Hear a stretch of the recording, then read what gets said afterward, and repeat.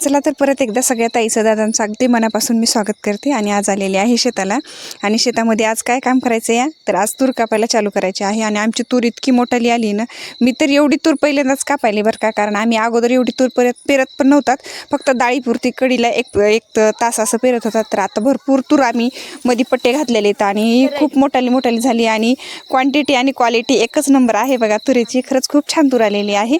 तर म्हणलं चला आता घरच्या घरी चालू करा, घरच्या घरीच आम्ही चालू केलेली आहे। सध्या तर काही बाया घेतल्या नाहीत, कारण बायाबरोबर आवरायला सकाळी पण पटपट आवरावं लागते आणि नंतर पण पटपट आवरावं लागते, तसं मला ते जास्त काम होत नाही। म्हणलं चला सुरुवात तर करून बघूत आपण, त्याच्यामुळे आज सुरुवात केलेली आहे। आणि बघा एक एवढालं मोठ्ठं झाड आहे, त्याच्यामुळे थोडा घ्यायचा। आणि जर आपल्याला म्हणजे मिशनी वाट बडवायची जर असेल तर पूर्ण बुडातून कापायची, आणि अशी जर वरची फांद्या जर घ्यायच्या म्हणल्या तर फक्त अशा वरच्या फांद्या घ्यायच्या आणि ह्या एकत्र करायच्या, कारण वरच्या फांद्या तेवढ्या कापायला सोप्या जातात। बुडातून जर कापायची म्हणलं तर एक बुड एवढाला मोठाला आहे, ते तर कापणं होणारच नाही। ते बरं झालं मिशनीची तरी सोय आहे म्हणून। आणि आपल्याला तुरी भरपूर होतील असं वाटायले, कारण भरपूर शेंगा लागलेल्या आहेत, भरपूर कुठे हिरव्या पण आहेत। तर आता हिरव्या काहीच नाही, सगळंच कापायला चालू केलेलं आहे। आणि आज बघा सगळं कापायचं आणि नंतर जेवायला काय आणलं ते समजा मी तुमच्यासोबत शेअर करणार आहे, कारण आज पूर्ण दिवसाचा मी व्हिडिओ घेतलेला आहे। तर भूक लागली आणि नंतर आम्ही निघालो तर जेवणासाठी, आणि जेवणासाठी घेतलेले आहेत कांद्याची पात, कारण जेवणासोबत खूप छान लागते। त्याचबरोबर मेथी पण आहे मध्ये, कारण मेथीची भाजी आम्ही मोकळी करून आणली होती, त्याच्यामुळे मेथीची भाजी काही घेतली नाही, पण कांद्याची पात घेतलेली आहे। आणि चला तर मग जेवायला काय बघा।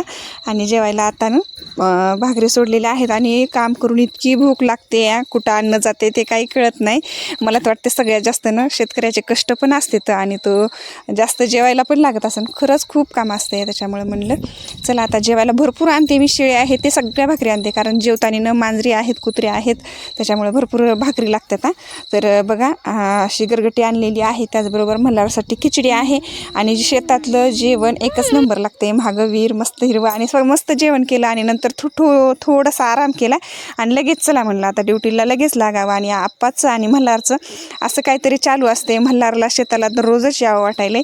आणि बघा आता सगळं तूर कापलेलं असं मोकळं रान झालेलं आहे, तर एवढी आपली कापायची झाली आहे। आणि आता भरपूर आणखीन कापायची राहिली आहे। तर आता 2-3 पाती जर मोठाल्या लागल्या तर नंतर फक्त थोड्या पाती येतात, ते पण होईल वाटायले, कारण प्रयत्न केले तर सगळंच होतं या। तर असं काहीतरी, तर मी पण प्रयत्नच करते आहे, मी तेवढी काही असं काम करणारी नाही किंवा कामाची नाही। तर एवढ्याल्या पाती आहेत आणि एवढ्याल्या दिवस मावळेपर्यंत पूर्ण कंप्लीट करायच्यात असं मी तर ठरवलं होतं। आणि चला होत्यात का नाही ते पण दाखवते मी पुढे। तर अशा बरोबर असे थोडं कापायचं, आणि इकडं एकदा फांदी टाकायची, इकडे एकदा टाकायची, कारण नंतर उचलताना पण आपल्याला ते उचलायचं आहे। आणि चला माझं क्षेत्र तयार आहे, तर मी लागते आता तूर कापायला, आणि आता एवढा पट्टा पूर्ण शेवटपर्यंत न्यायचा आहे। तर बऱ्याच दादांचे 1-2 कमेंट होत्या की तू शेतात काम करत नाही, तर नक्की बघा हा व्हिडिओ, मी खरं शेतात काम करते आणि जे काही आहेत ते आमचे ओरिजिनल व्हिडिओ आहेत। तर बघा माझी पात लावली आणि आहोची पात घ्यायला मी परत आले, कारण मला आता वसरायला लागले असं मला वाटलं बरं का, आल्या नाही झालं जास्त काम। आणि शेवटी मी माझी पात घेऊन नंतर मी दुसऱ्याची आडवी घेतली, ह्याच्यासाठी मला खरंच खूप छान वाटत होतं। आणि आता दिवस मावळत आलाय, आणि आता इथं मी म्हणजे आम्ही शेवट करणार होतो, आणि निघता मग त्यांची पात घेतली। आणि म्हणलं चला आता सारखा तर व्हिडिओ काही घेता येत नाही, सारखा मोबाईल पण हातात धरता येत नाही, पण जाता असा व्हिडिओ केला। आणि जेवढं म्हणलं होतं का नाही तेवढी सगळी पात लावली, आणि नंतर आम्ही घराकडे निघालोत। तर बघा घराकडं जाता आम्हाला पूर्ण दिवस मावळला होता, कामामध्ये कसा वेळ जातो काही कळत नाही बरं का। शेतात आल्यानंतर आल्या तेवढंच वाटतं की आता उशीर झाला, घरच्या कामांना आवरण होत नाही, पण एकदा जर शेतात आलं ना भरपूर काम होतंय। आणि शेतात आल्यानंतर कोणता तरी दिवस असा सार्थकी लागला असं मला तर वाटते बघा। आणि दिवस मावळला आहे तरी पण आणखीन हात चालूच आहेत, एकदा जर कामाला लागलं ना काही वाटत नाही। चला तर आता मी शर्ट ते काढलं, आणि आता आम्ही आकड्याकडे आलो होतो, कारण जेवढा काही पसारा आहे तेवढा आपल्या पिशवीमध्ये भरायचा आणि घराकडे निघायचं।